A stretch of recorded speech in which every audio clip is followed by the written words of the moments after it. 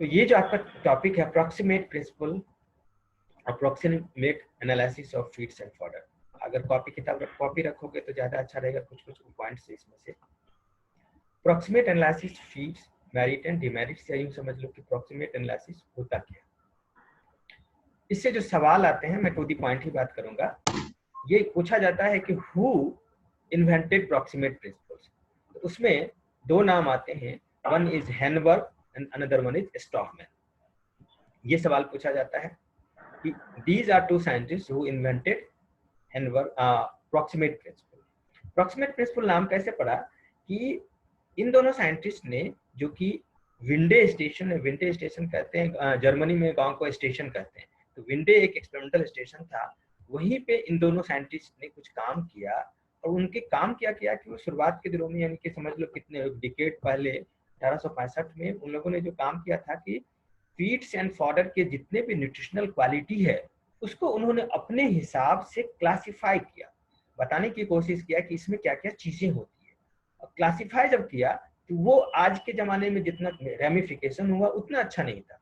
उन्होंने क्या किया, अभी नाम आप देखेंगे आपका, कि एक मोटे मोटे तौर पे कर दिया, कार्बोहाइड्रेट को एक जगह कर दिया, प्रोटीन को एक जगह कर दिया, मिनरल्स को एक जगह कर दिया, विटामिन के बारे में चर्चा नहीं किया, वाटर को एक जगह कर दिया, फैटी एसिड के बारे में चर्चा नहीं किया। तो उन्होंने क्या किया कि सभी चीज को एक पूरा एक सिस्टम में लाके 6 कैटेगरी में डिवाइड कर दिया। और वो जो पॉइंट था, जो वो अप्रोक्सीमेट थे, यानी कि जो उसके प्रिंसिपल थे बताया, जिसको ड्राई मैटर कहते हैं, क्रूड प्रोटीन कहते हैं, वो टोटल एग्जैक्ट प्रोटीन नहीं था। जैसे अगर मैं बात करूं, एक उसमें होता है क्रूड प्रोटीन, तो क्रूड प्रोटीन उन्होंने तो ये समझ के किया था कि ये प्रोटीन है, लेकिन वो एग्जैक्ट प्रोटीन नहीं था। उसी तरह इथर एक्सट्रैक्ट में उन्होंने बताया था कि फैट होना चाहिए, लेकिन वो एग्जैक्ट फैट नहीं था। टोटल एस में उन्होंने कहा था कि मिनरल्स होने चाहिए। तो ये जो पूरा का पूरा नहीं हुआ, तो वो क्या था, अप्रोक्सीमेट था। तो अप्रोक्सीमेट से ही एक वर्ड लगा कि वो क्या एनालिसिस क्या हो गया, उसको कहते हैं अप्रोक्सीमेट एनालिसिस। यानी कि न्यूट्रिशनल क्वालिटी को उन्होंने जो 6 पार्ट्स में बांटा, वो टोटली सही नहीं था, टू द पॉइंट नहीं था, इसलिए उसका नाम हो गया अप्रोक्सीमेट एनालिसिस। क्योंकि ये विंडे स्टेशन पे हुआ था, इसलिए इसका कई बार नाम क्या होता है, विंडे सिस्टम ऑफ एनालिसिस। ठीक है, इतना है हिस्ट्री इसके बारे में। और ये दोनों साइंटिस्ट हैं कि अगर कभी पूछा जाए कि किसने इसको डिस्कवर किया, that is Henneberg and stockman. अब ये जो उन लोगों ने किस किस चीज में इसको डिवाइड किया, तो उन्होंने 6 प्रिंसिपल बताए। इसी को उन्होंने कहा था अप्रोक्सीमेट प्रिंसिपल। ये फ्रैक्शन से बताए थे, और उसको उन्होंने कहा था अप्रोक्सीमेट प्रिंसिपल। पहला क्या है, वाटर और मॉइस्चर। वाटर और मॉइस्चर का क्या मतलब हुआ कि किसी भी फीड में, किसी भी लिविंग सब्सटेंस में कुछ ना कुछ वाटर होगा। तो वहां पे क्या किया उन्होंने, आगे भी होगा इसके बारे में लिखा, वाटर में एक निकाला, दूसरा क्रूड प्रोटीन किया, तीसरा इथर एक्सट्रैक्ट किया, चौथा क्रूड फाइबर किया, पांचवा नाइट्रोजन फ्री एक्सट्रैक्ट किया, और छठा एस किया। ये 6 ही इनके अप्रोक्सीमेट प्रिंसिपल थे। अब इसमें जानना जरूरी है कि ये इन सब का मतलब क्या है।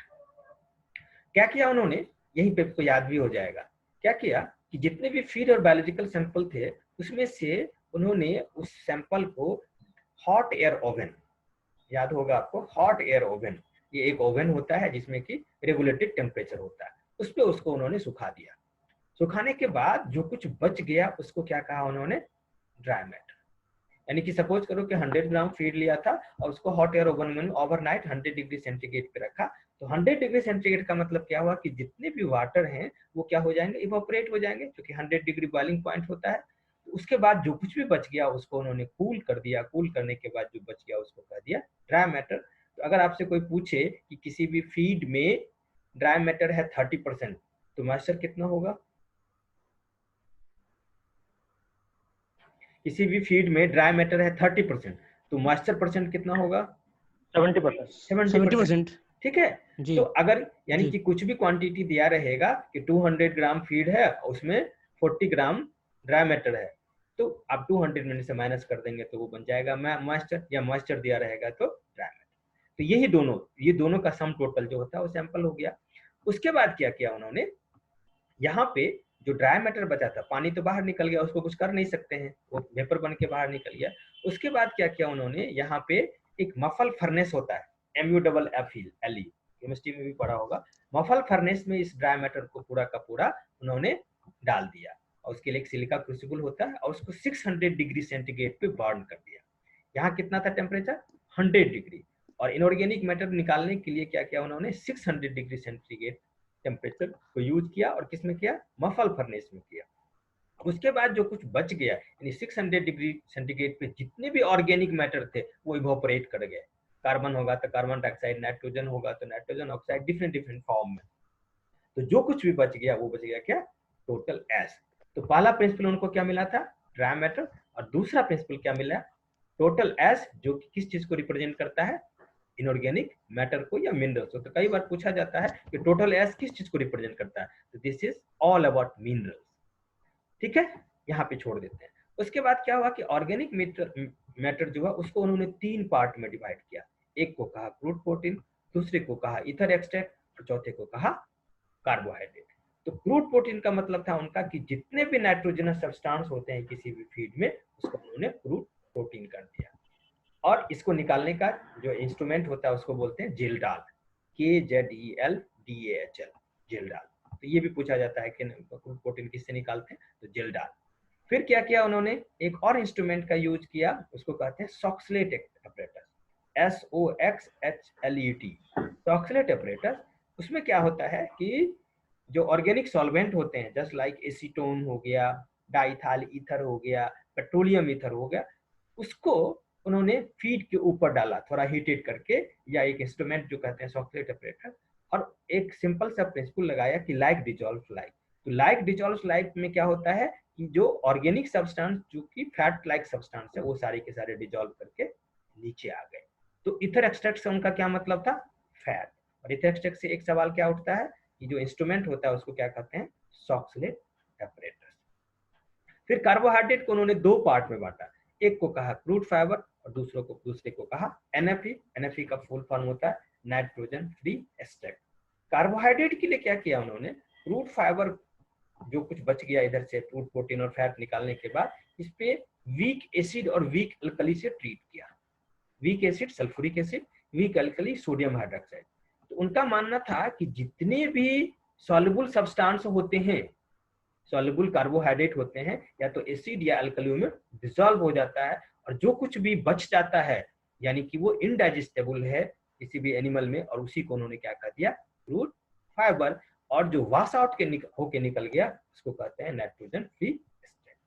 तो कौन कौन से प्रिंसिपल हो गए? एक हो गया ड्राई मैटर, दूसरा हो गया टोटल एस, तीसरा हो गया आपका क्रूड प्रोटीन, चौथा हो गया ईथर एक्सट्रैक्ट, पांचवा हो गया क्रूड फाइबर और छठा हो गया NFE। ठीक है, तो ये 6 प्रिंसिपल होते हैं जिसमें मतलब यही है इनऑर्गेनिक मैटर किससे डिपिक्ट होगा? टोटल एस से। क्रूड प्रोटीन के बारे में बात कर रहा था।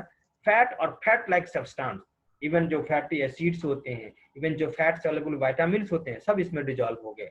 और जितने भी फाइबर हैं वो क्रूड फाइबर हो गया। इसमें एक सवाल पूछता है, बहुत ही पर्टिनेंट होता है, आउट ऑफ दीज 6, ये 6 में से कौन सा ऐसा प्रिंसिपल है जिसको लेबोरेटरी में एनालिसिस नहीं किया जाता है? सवाल सब सुन पा रहे हो? जी सर। बताइए।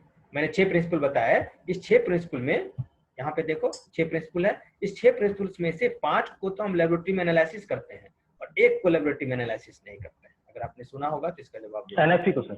NFE, ये एक सवाल NFE को। ठीक है, यही एक सवाल पूछा जाता है NFE। और अगर मैं पूछूं कि NFE क्या रिप्रेजेंट करता है?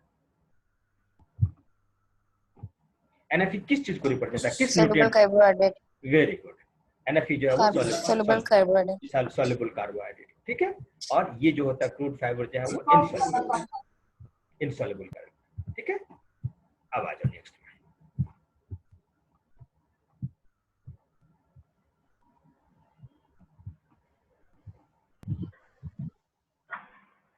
ये अभी हमने बात कर ही लिया कि ड्राई मैटर निकालने के लिए क्या क्या 100 डिग्री सेंटीग्रेड पे किया था। इसमें कंपोनेंट क्या क्या है? वाटर और जितने भी वोलाटाइल सब्सटेंस हैं जो 100 डिग्री सेंटीग्रेड पे वोलाटाइल हो जाते हैं वो सारे हो जाते हैं। टोटल एस निकालने के लिए 500 to 600 डिग्री सेंटीग्रेड करते हैं। जेल्डाल डाइजेशन प्रोटीन के लिए करते हैं। इथर एक्सट्रैक्ट निकालने के लिए हम सॉक्सलेट का ऑपरेटर यूज करते हैं। सॉक्सलेट का फूड फाइबर के लिए एसिड और अल्कली में बर्न करते हैं, और जो कुछ बच जाता है वो क्या होता है? NFE, जिसको कि हम सॉल्युबल कार्बोहाइड्रेट कहते हैं। अब ये एक लिमिटेशन इसमें से, ये इसमें बहुत ज्यादा हो सकता है कि क्वेश्चन ना पूछे जाए, लेकिन कई बार वो जो रीजनरेशन वाले में पूछते हैं कि लिमिटेशन क्या थी, ये इसमें क्या क्या उनको दिक्कत आ गई।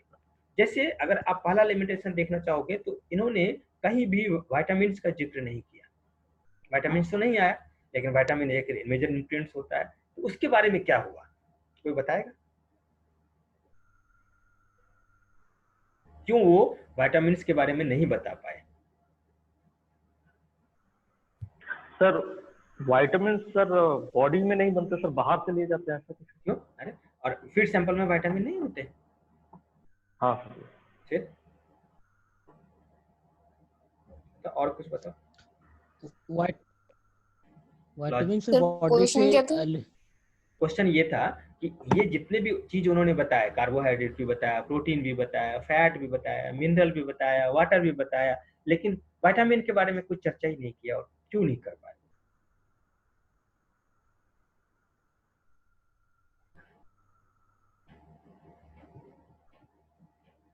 कुछ सोच पाओगे? टेस्टिंग नहीं है, थोड़ा सा एलोबरेट करने की कोशिश करो, ये आखिर क्या हुआ, क्या था हुआ ये सब सुन पा रहे हो? सर ऐसा हो सकता है Yes, sir. विटामिन इससे जितने भी फूड्स ले रहे हैं इसके अंदर ही हो, इसके बारे में उन्होंने अलग से कुछ पैरामीटर नहीं बनाया कि जो हम लोग इसके बारे में जिक्र किया ऑलरेडी, कार्बोहाइड्रेट्स की, प्रोटीन्स की, फैट, फाइबर की, तो इन सारी चीजों में ऑलरेडी विटामिन है, इसीलिए उन्होंने अलग से कोई विटामिन का जिक्र नहीं, नहीं वो किया। तो एनालिसिस ऐसा मुझे कर रहे थे ना, वो एनालिसिस कर रहे थे ना, तो वो बता सकते थे। जी जी इसको सुनिए ध्यान से। विटामिन कितने तरह के होते हैं? दो तरह के। एक दो तरह का, water sir soluble. Water sir इसलिए हो सकता है, एक तो जब वाटर सॉल्युबल जो लिया हुआ तो वाटर में हो गया, और जो फैट सॉल्युबल होगा वो इधर एक्सट्रैक्ट में ही आ गए। दिस वाज द वही तो मैं रीजन, वही कह रहा हूँ। दिस वाज द रीजन कि उन्होंने क्या किया कि जितने भी fat soluble water soluble substance है वो वाटर सॉल्युबल होकर वोलेटाइल हो गए या किसी और फॉर्मेट में चले गए, तो इसलिए उनको वो वाटर सॉल्युबल विटामिन नहीं मिल पाया। और जो फैट सॉल्युबल सब्सटेंस थे वो क्या हुआ कि फैट यानी पेट्रोलियम ईथर और जो आपके डाइथाइल ईथर और एसीटोन के साथ सारे घुल के बाहर आ गए, इसलिए वो उसका वो एस्टिमेट नहीं कर पाए। क्लियर है? ये एक मेजर लैग रहा उनके एनालिसिस में कि वो बता नहीं पाए। तो वाटर के साथ साथ क्या होना चाहिए था? वोलेटाइल फैटी एसिड और डिकम्पोज, ये सारे भी चले आते हैं। एक्सेस क्या होता है कि वोलेटाइल फैटी एसिड भी इसके साथ बाहर निकल आता है, क्योंकि उसकी बात वोलेटाइल फैटी एसिड का ही मतलब यही होता है कि जो ऐसे फैटी एसिड जो वोलेटाइल हो। वोलेटाइल कौन होते हैं? जिसके की बॉइलिंग पॉइंट कम होते हैं। तो 100 डिग्री सेंटीग्रेड पे आपके ऑलमोस्ट वोलेटाइल फैटी एसिड जो है वो इवोपोरेट हो जाते हैं, जबकि वो वाटर का पोर्शन नहीं है, वाटर तो नहीं है वोलेटाइल फैटी एसिड। तो ये क्या हुआ कि एक तरह से वोलेटाइल फैटी एसिड के कंसंट्रेशन को ये कम कर देता है। दूसरा क्या था? सीएफ के बारे में उन्होंने कहा था क्या क्या होना चाहिए? Cellulose part of lignin. Missing क्या था? उन्होंने hemicellulose, lignin, acid insoluble S के बारे में नहीं बात किया। एनएफई में क्या होना चाहिए? एनएफई में क्या क्या उन्होंने कहा था कि सॉल्युबल कार्बोहाइड्रेट होगा, सेलुलोज होगा, इनसॉल्युबल होगा, लेकिन एक्सेस में क्या होता है कि इसमें हेमीसेलुलोज, लिग्निन और एसिड इनसॉल्युबल एस भी शामिल हो जाता है। तीसरा चीज, एक और चीज होता है कि कई बार पिगमेंट, आप जैसे मैं क्लोरोफिल के बारे में बात करूँ तो क्लोरोफिल तो न्यूट्रिएंट नहीं है, मतलब जो ब्रॉड कैटेगरी होता है वो नहीं है, वो पिगमेंट है। अगर आप देखोगे कि इथर एक्सट्रैक्ट के साथ साथ वो पिगमेंट भी चले आते हैं, क्योंकि वो भी वोलेटाइल फैटी क्या कहो कि लिपिड माइटी है, लिपिड के साथ साथ उसका एक्सट्रैक्शन हो जाता है। तो ये सारी चीजें क्लोरोफिल, एस्टेरॉल, एंथीसिन, ये सारी चीजें बाहर निकल के आ जाती है।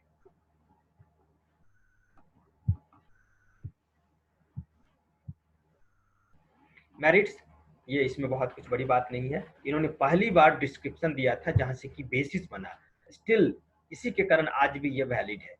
शुरुआत में ही इन्होंने एक कहो कि एक ब्रॉड या यूं कह लो कि एक माइलस्टोन रख दिया था, बाद में उसके रेमिफिकेशन होते चले गए, लेकिन स्टार्टिंग पॉइंट ये होता है और इसी के कारण ये बहुत ही यूजफुल है। यही रीजन है कि इसके सब्स्टिट्यूट अभी तक नहीं आए हैं। बहुत 1865 में ही इन्होंने बता दिया था कि क्या क्या, ये बड़ा आसान है, निकालना आसान होता है एज कंपेयर टू। डिमेरिट्स बता दिया कि इसमें क्या क्या है, फ्रूट फाइबर NFE ये सारे उन्होंने ब्रॉड क्लासिफिकेशन किए, लेकिन एग्जैक्ट नहीं बताया कि इधर एक्सट्रैक्ट में क्या क्या होना चाहिए, क्या क्या है। फ्रूट फाइबर में एग्जैक्ट कौन कौन से कंपोनेंट हैं, फ्रूट प्रोटीन में भी। अच्छा, फ्रूट प्रोटीन, एक चीज और जो एक वैल्यू पूछता है कि जब फ्रूट प्रोटीन निकालना होता है तो उसको क्या करते हैं हम, नाइट्रोजन परसेंटेज मल्टीप्लाइड बाय कितना से मल्टीप्लाई करते हैं, 6.25। 6.5। उसके पीछे रीजन क्या है सर वो 100 डिवाइड बाई 16% एस्टिमेट करके चलते हैं ना हम लोग कि किसी फीड में सर वो है, तो वो 100 डिवाइड बाई 16 करते हैं तो ये 6.25। सर वही किसी फीड में ये सपोज करते हैं कि जो भी फीड है उसमें 16% नाइट्रोजन होता है, तो नाइट्रोजन 100 से डिवाइड करते हैं और 6.25 से मल्टीप्लाई करते हैं। ठीक है, तो ये एक हो गया कि दो सवाल पूछा जाता है कि 6.25 कितना से मल्टीप्लाई करते हैं, 6.25 से, और जो करते हैं यानी कि 16% ऑन एन एवरेज नाइट्रोजन होता है। एक सवाल और पूछा जाता है, ये 6.25 यूनिवर्सल नहीं है, ध्यान रखना। एक सवाल पूछा जाता है in case of milk, in case of milk जो नाइट्रोजन से सीपी बनाएंगे उसमें कितना से मल्टीप्लाई करेंगे और क्यों?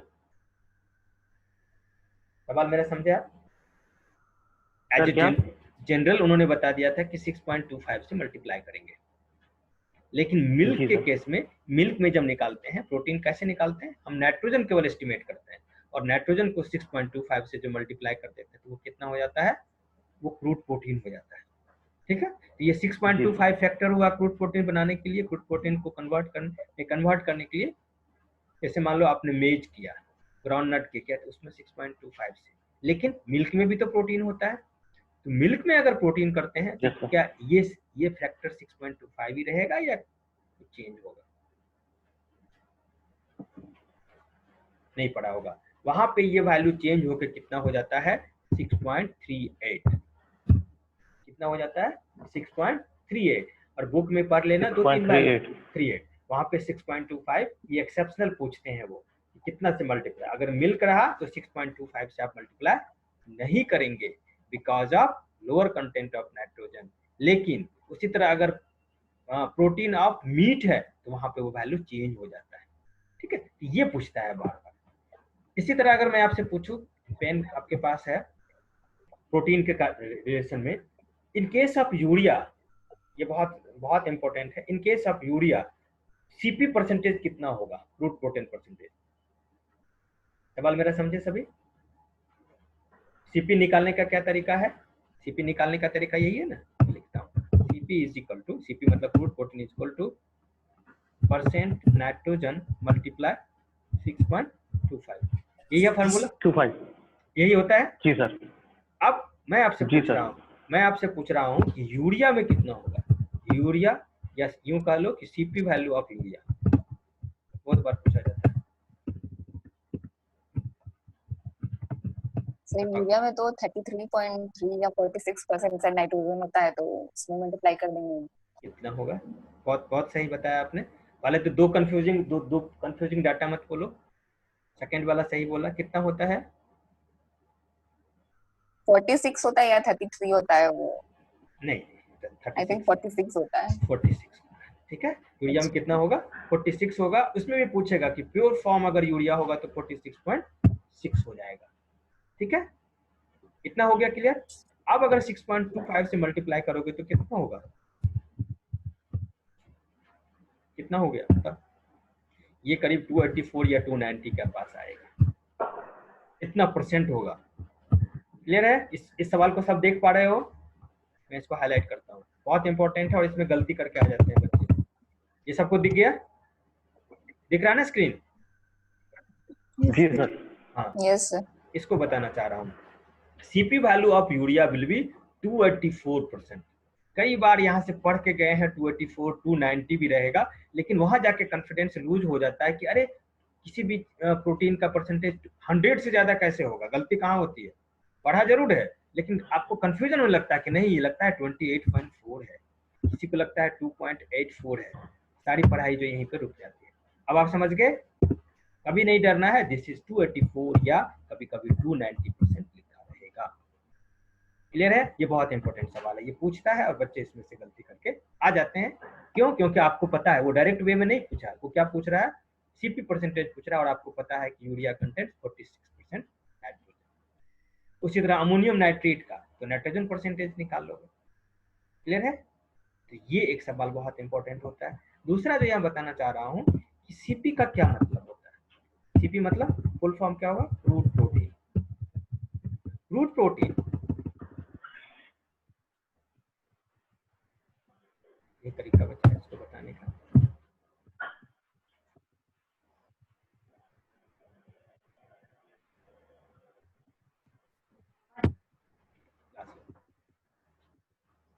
रूट प्रोटीन प्लस एनपीएन, इस चीज से वाकिफ हो आप लोग? क्रूड प्रोटीन जो होता है वो उसमें दो पार्ट होते हैं। First one is true protein, another one is NPN. True protein किसको कहते हैं? एनीवन?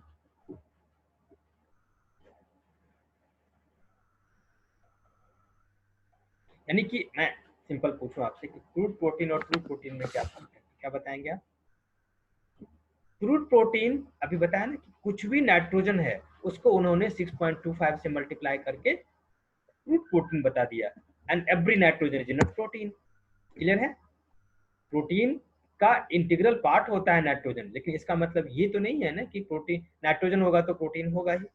और ट्रू प्रोटीन क्या हुआ कि ऐसे प्रोटीन जिसमें अमीनो एसिड हो उसी को हम ट्रू प्रोटीन कहते हैं। ठीक है?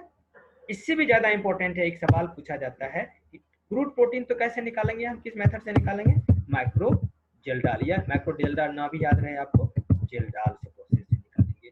But in case of true protein, मैं नीचे नाम लिख रहा हूं, उसको कहते हैं स्टूजर्स रिएक्शन।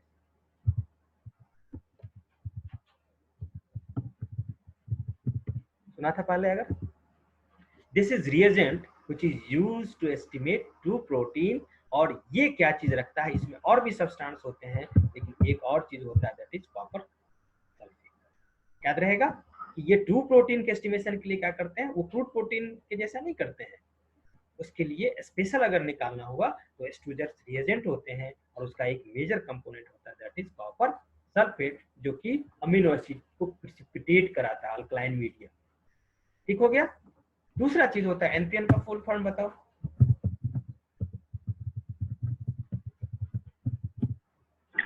Non protein nitrogen. ये जान रहे हैं आप? तो नॉन प्रोटीन नाइट्रोजन का कोई एक एग्जांपल बताओ।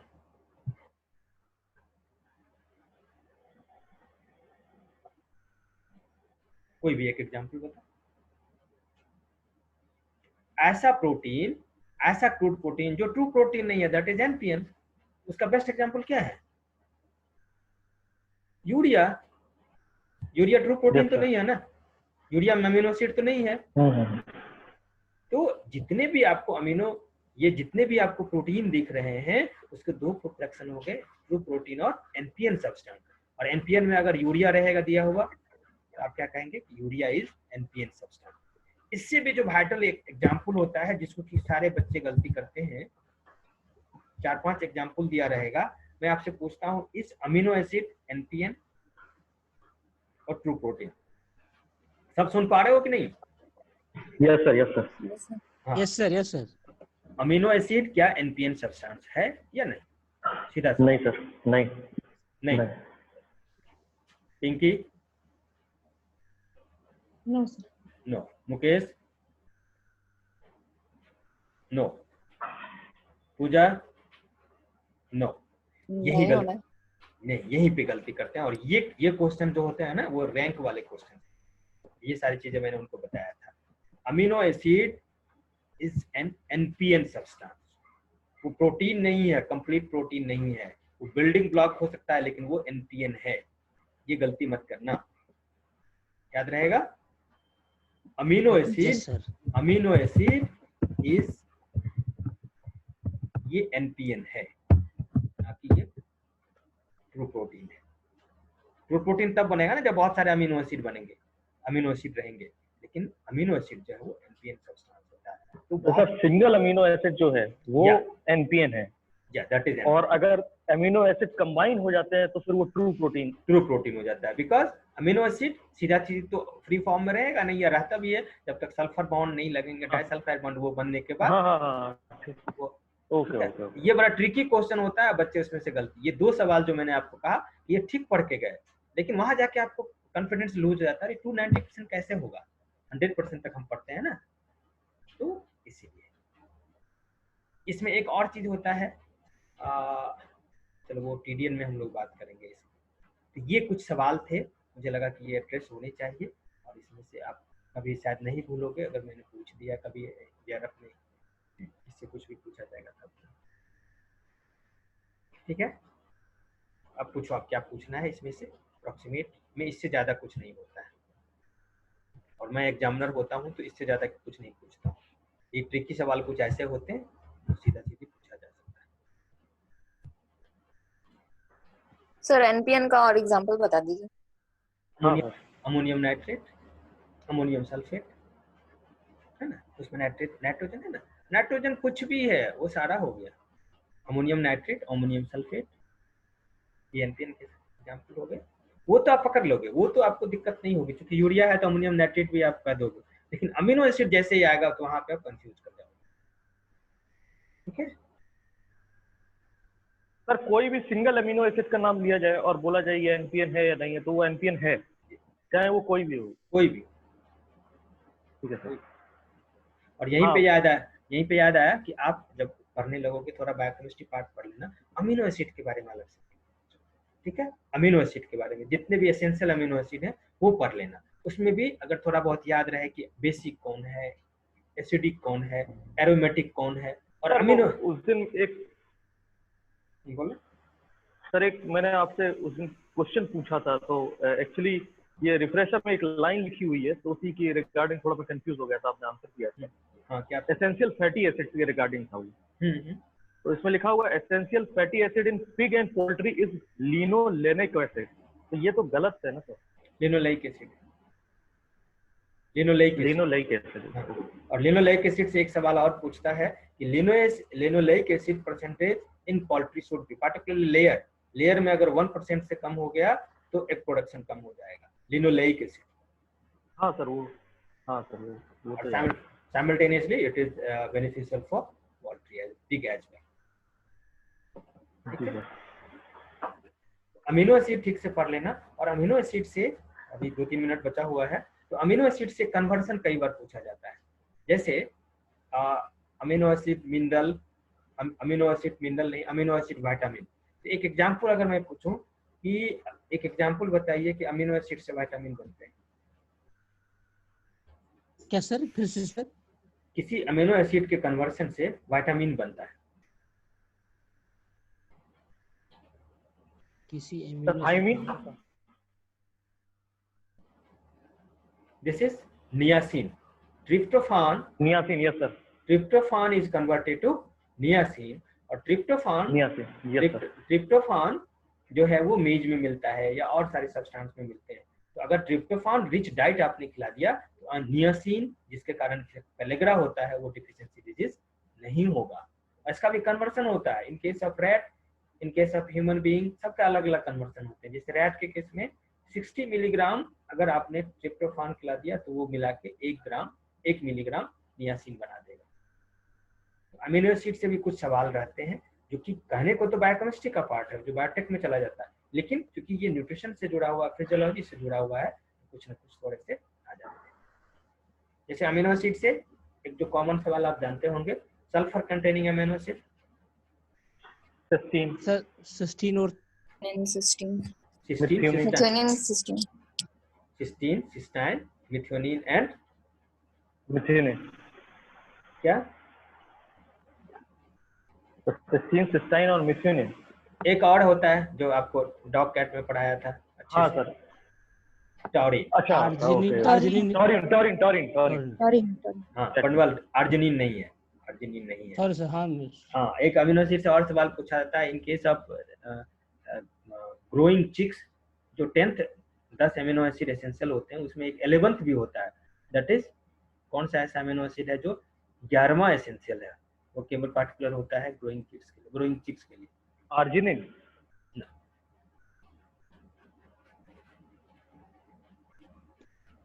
This is glycine, simplest amino acid. Glycine sir, yes, glycine. क्योंकि ग्लाइसिन का यूज वहाँ पे क्या होता है, पहला होता है फेदर फॉर्मेशन में और दूसरा होता है यूरिक एसिड में। सर उसको 11th में क्यों कंसीडर करते हैं ये? मतलब 11th में कंसीडर नहीं करते हैं, वो तो आप 11th जनरली जो आपके मोनोगेस्ट्रिक एनिमल में 10 ही तो होते हैं, ह्यूमन में, पिग में, सब में होते हैं। इसमें चूंकि एक एडिशनल 11th मत कहो, इसको एडिशनल कहो याद रखने के लिए, और सब में जरूरत नहीं होती है, but in case of poultry, in case of growing chicks, क्योंकि वहां पे ज्यादा जरूरत होती है, इसलिए वो एसेंशियल में चला आता है। ठीक है, तो ये सब चीज पढ़ लेना। इसमें से कोई सवाल बन रहा है आपको, कुछ क्वेरी है तो पूछो। सर एक क्वेश्चन है सर, क्रूड प्रोटीन को ट्रू प्रोटीन कहने का और क्या बेसिक रीजन क्या हो सकता है सर इसमें? क्रूड का मतलब ही उन्होंने सब में क्रूड लगा दिया था, पहले ही बताया था। क्रूड का मतलब वो रिफाइंड वे में नहीं है, प्रोटीन तो कहा लेकिन वो प्रोटीन तो नहीं है ना। अब तो आप समझ गए ना, नाइट्रोजन कुछ को भी, जितना भी नाइट्रोजन था उसको उन्होंने मल्टीप्लाई करके प्रोटीन कह दिया था, क्योंकि वो प्रोटीन एज सच नहीं था, इसलिए उसको उन्होंने क्रूड कह दिया, रिफाइंड फॉर्म नहीं होगा। ठीक है, अप्रोक्सीमेशन, अप्रोक्सीमेट प्रिंसिपल वहीं से वर्ड आया। क्रूड वर्ड भी उन्होंने सोच समझ के कहा था कि ये प्योर फॉर्म नहीं है, इसलिए इसको क्रूड कहा। फाइबर में भी, क्रूड फाइबर में पूरा का पूरा फाइबर नहीं आ पाया ना, इसलिए उन्होंने क्रूड फाइबर कह दिया। अब देखो फैट भी उन्होंने नहीं कहा, क्या कहा था, इथर एक्सट्रैक्ट कहा था। इथर के साथ जो घुल जाए उसको उन्होंने इथर एक्सट्रैक्ट कहा। ये अलग बात है कि उसमें ज्यादा से ज्यादा फैट होता है। क्लियर हो गया क्रूड वर्ड क्यों यूज किया उन्होंने? और कोई सवाल?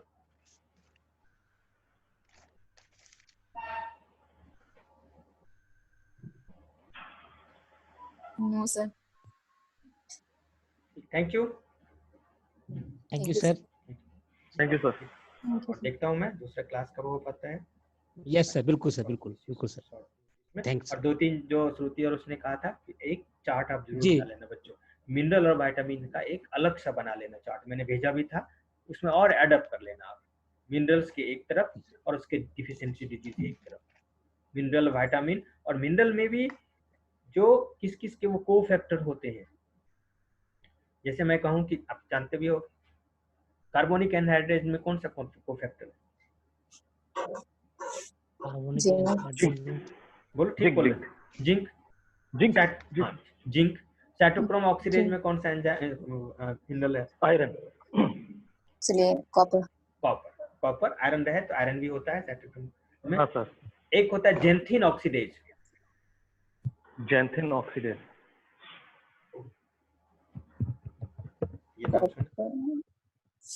और उस दिन एक एंजाइम पूछा था, किसी ने नहीं बताया, इसमें कौन सा होगा? सर कौन सा? Xanthine oxidase, that is manganese. Manganese. And xanthine oxidase related to uric acid metabolism. ठीक है? जी। उस दिन मैंने एक सवाल पूछा था, तब भूल गए होगे, साइनाइड पॉइजनिंग में साइनाइड मेटाबॉलिज्म में कौन सा एंजाइम लगता है? किसी ने ढूंढा? नहीं ढूंढा। देखो बच्चों, एक चीज और सुन लो, अभी आप टॉपर से मिले थे, उस दोनों बच्चे की क्वालिटी एक बताता हूँ। रात के 12 बजे 1 बजे जो पूछती थी तो वो बताता ही था, और मैं अगर कुछ असाइनमेंट दूं ना, उसके 10 मिनट में मेरे पास जवाब आ जाता था और मैं एक्सप्लोर करता था। बच्चों ये वाला हैबिट भी डालो, ठीक है? मुझे क्या फर्क पड़ेगा, फर्क आपको पड़ेगा। जैसे मैंने कुछ पूछा तो एक्सप्लोर करोगे, तो उसके पीछे रीजन ये मेरा होता है कि आप जब उसको ढूंढना शुरू करोगे ना, तो 2-3 चीजें और जान जाओगे। जी। आपके पास गूगल है, आपके पास ये है। तो वो जो साइनाइड पॉइजनिंग में होता है वो होता है रोडानेज। इसका कोई रिलेशन नहीं है आपके इससे। रोडानेज क्या बताएं? ये ES है, यहाँ पे ASE नहीं है, रोडानेज।